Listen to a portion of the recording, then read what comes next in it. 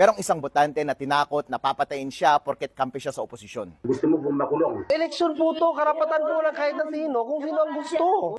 Kita ka naman kagabi daw. Alam nila, kinakampi ka sa provider. CBCI ka talaga. Kumalsan na rito, utos ni Mayor. Mga narinig sila na ayaw nilang mangyari. Dati sa threat. Sila ang nakapader. Sila ang Mayor, hindi mo alam ang ilalim nila. Mag-iingat ka lang. Pag meron na ebidensya na makukuha sa'yo. Sabi kasi ni Kagawad lo yun gagawan daw ako ng kasalanan. Marami ng ebidensya. Ang ayaw lang ni Mayor, kakampi ka sa kabila. Ayaw niya mag-convince ka ng ibang tao. Hindi po nila nabili ang nagilian, Kagawad. Ngayon, malapit eleksyon, huwag ka muna dito. Pag napetisyon ka rito, aalis ka. Chon? Petisyonan ka namin. Alin ka namin kan Mayor. Nung una, pumunta ako kila providers dahil inaya ako para makinig. Paglabas ko, may balibalita na. Nakunan daw kami ng litrato. Ano po ba problema kung makinig kami sa kabila? Napakinggan ko din naman si Sir Egay nung nasa munisipyo kami. Nung magpo-profiling, itatanong yun sa akin kung sino yung gusto kong iboto. At hindi ka na boboto dyan. Huwag ka na magboto. Wala kang karapatan para pigilan ako, Kagawad. Pwede ka naman bumalik rito Pagkatapos ng Ginagampanan lang namin trabaho namin.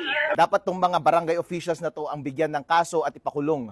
COMELEC, itong mayor na to ang bigyan ninyo ng show cause order at i-disqualify ninyo.